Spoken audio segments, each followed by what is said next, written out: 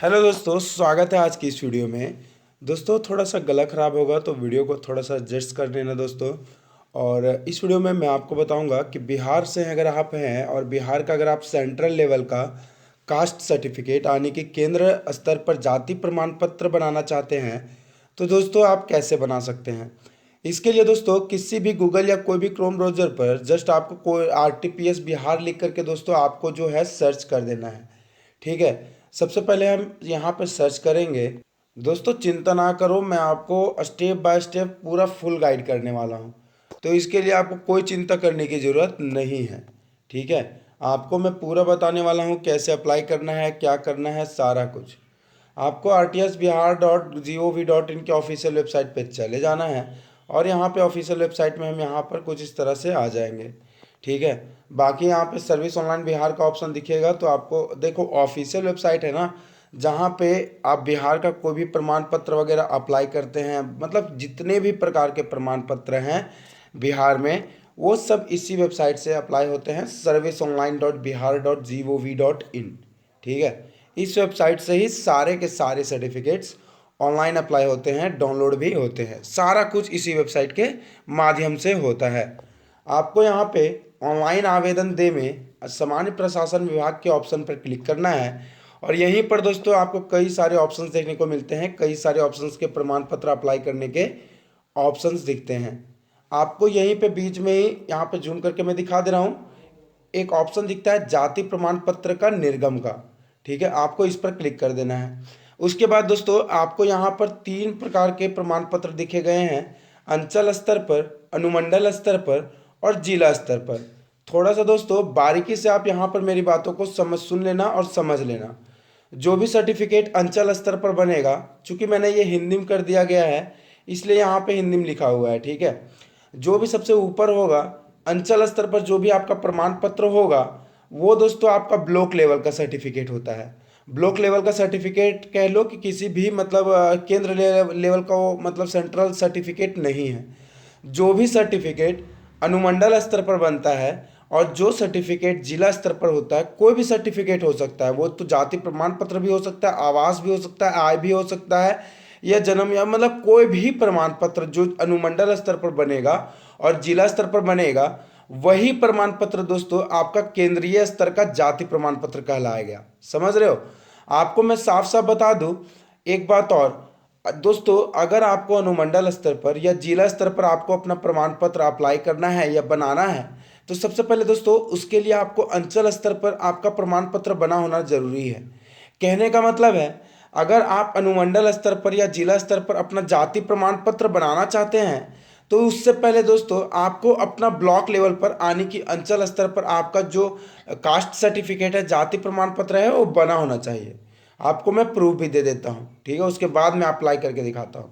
जिला स्तर पर के ऑप्शन पर क्लिक करेंगे और हम यहाँ पे जिला स्तर के मतलब जो सेंट्रल का कास्ट सर्टिफिकेट है हम वो अप्लाई कर रहे हैं, तो उसके लिए हम यहाँ पर क्लिक करेंगे। जस्ट वंस ऐसे करके आएगा, आपको अप्लाई करना है, आगे क्लिक करते जाना है। ठीक है, कोई भी दिक्कत आती है दोस्तों टेंशन नहीं लो, कमेंट बॉक्स खाली है, आप कमेंट कर सकते हो। ये देख सकते हो दोस्तों, यहाँ पे अनुसूचित जाति, अनुसूचित जनजाति, पिछड़ा वर्ग, अत्यंत पिछड़ा वर्ग सभी के लिए यहीं से जाति प्रमाण पत्र का आवेदन होता है।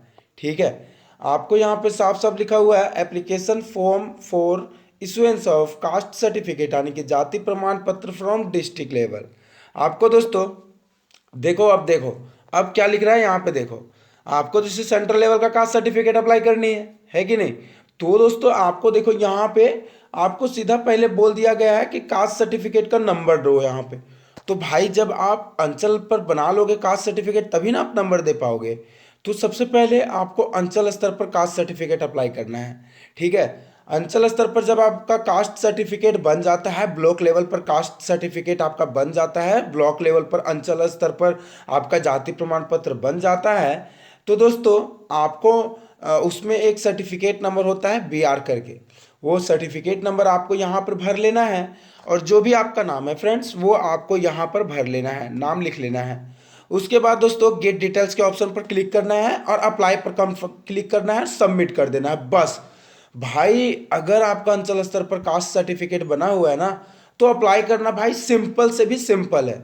जस्ट अपना सर्टिफिकेट नंबर डालो, ठीक है, और अपना नाम यहाँ पर डालो और गेट डिटेल्स के ऑप्शन पर क्लिक करके सबमिट के ऑप्शन पर क्लिक कर लो। क्योंकि दोस्तों उसमें आपका नाम, आपके फादर नेम, कोई भी डिटेल्स आपसे नहीं लिया जाएगा, कोई भी आपको डिक्लेरेशन नहीं करवाया जाएगा। जस्ट अपना सर्टिफिकेट नंबर यहाँ पर डाल करके गेट डिटेल्स के ऑप्शन पर क्लिक करके जस्ट आपको सबमिट कर देना है, बस, इसके अलावा कुछ नहीं। हाँ, एक और डॉक्यूमेंट आपको लगता है रीजनेबल डॉक्यूमेंट। रीजनेबल डॉक्यूमेंट क्या होता है पहले वो समझ लो भाई, मैं सारा कुछ बताऊंगा, वीडियो देख लेना पूरा, ठीक है। रीजनेबल डॉक्यूमेंट जैसे कि एग्जाम्पल के तौर पे बता रहा हूँ कि मान लीजिए आपका सिलेक्शन हो गया है ग्रुप डी में, आपको चाहिए डीवी के लिए, डॉक्यूमेंट वेरिफिकेशन के लिए, ठीक है। तो उससे पहले दोस्तों आपका फिजिकल हुआ होगा, ठीक है।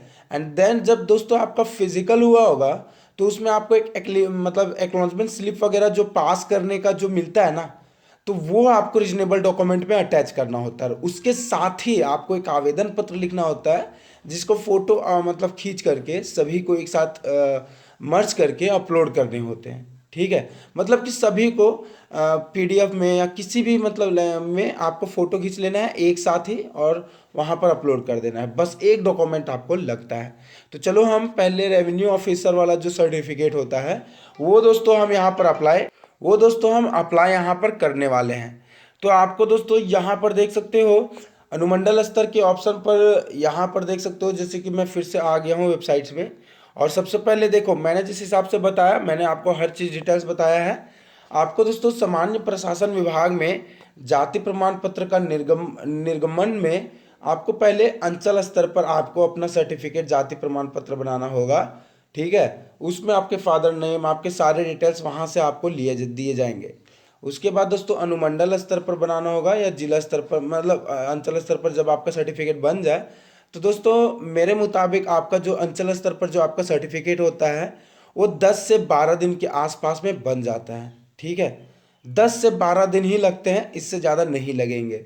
उसके बाद जब वो बन जाएगा तो जब आप जिला स्तर पर या अनुमंडल स्तर पर अप्लाई करोगे तो मात्र 1 से 2 दिन का समय लगता है बनने में। केंद्रीय जाति प्रमाण पत्र मात्र 1 से 2 दिन का समय लगता है। तो पहले आपको अंचल स्तर पर आपका सर्टिफिकेट जो है वो अप्लाई करना होगा, जिसमें आपका नाम, आपका डिटेल्स, आपका सारा कुछ आपको फिलअप वगैरह करना होता है। चूंकि अगर आप अंचल स्तर पर आपका कास्ट सर्टिफिकेट नहीं बना है तो दोस्तों किसी भी माध्यम से, कोई भी तरीका से आप मतलब जो रेवेन्यू ऑफिसर के माध्यम से, अगर आपका मतलब जो ब्लॉक लेवल पर या अंचल स्तर पर, क्योंकि ब्लॉक में जो ऑफिसर होते हैं वो होते हैं रेवेन्यू ऑफिसर, क्यों उनके द्वारा पहले सर्टिफिकेट बनता है, फिर डिस्ट्रिक्ट लेवल पर आपका डिप्टी कमिश्नर हो गए हैं या फिर किन्हीं के मतलब सब डिविजनल ऑफिसर हो गए हैं, उनके यहाँ से बनता है, ठीक है। तो यहाँ पर हम अप्लाई करेंगे, पहले अंचल स्तर पर जो प्रमाण पत्र है वो अप्लाई करेंगे। यहाँ पर पुलिस अभिवादन में दोस्तों देखो यहाँ पे मिस्टर या मिसिस लगाएंगे दोस्तों। उसके बाद यहाँ पर आपको नेम, आवेदक का नाम, नेम ऑफ फादर, पिता का नाम, नेम ऑफ मदर, माता का नाम, नेम ऑफ हस्बैंड, अपने पति का नाम, अगर नहीं है पति नहीं है, लड़के हैं तो पति का नाम बिल्कुल खाली छोड़ सकते हैं। एक बात साफ बात, यहाँ पे जो दिख रहा है ना, मैं थोड़ा ना डेस्कटॉप साइट ऑन कर देता हूँ ताकि मैं आपको व्यू थोड़ा बेटर गाइड कर सकूँ। और चूंकि यहाँ पे मोबाइल में मतलब मोबाइल के स्क्रीन पर अगर डेस्कटॉप साइट ऑन ना हो तो थोड़ा छोटा छोटा स्क्रीन हो जाता है, ठीक है। तो दोस्तों यहाँ पे मैं कहाँ आ गया, फिर से मुझे शायद क्लिक करना होगा अंचल स्तर पर, ठीक है। मैं यहाँ से फिर से क्लिक कर लिया हूँ दोस्तों आपके सामने ही, ठीक है। सारा कुछ आपके सामने ही कर रहा हूँ, बाद में मत बोलना कि भाई ये कैसे हुआ वो कैसे हुआ, ठीक है। तो यहाँ पे हमने अप्लाई कर लिया है। अरे फिर से आ गया, चलो दोस्तों हम यहाँ पे क्लिक कर रहे हैं, थोड़ा सा वेट हो रहा है, माफ़ी कीजिएगा भाई, ठीक है। यहाँ पे दोस्तों इसके लिए मैं आपसे क्षमा याचना करता हूँ दोस्तों।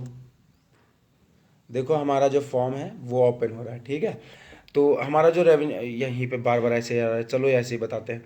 जिसमें भी दोस्तों यहाँ पे स्टार साइन लगा हुआ है ना, जैसे कि आवेदिका के नाम में या नेम ऑफ एप्लीकेंट में ये छोटा सा स्टार साइन लगा हुआ है, तो वो डिटेल्स आपको भरना कंपलसरी है। बाकी दोस्तों जिसमें स्टार साइन नहीं लगा हुआ है वो आप खाली छोड़ सकते हो, कोई दिक्कत नहीं है, ठीक है। तो ये वार्ड नंबर अगर जैसे नहीं मालूम है तो वार्ड नंबर भी खाली छोड़ दो, लेकिन अपना विलेज का नाम, पोस्ट ऑफिस का नाम, ये सब आपको भरना कंपलसरी है।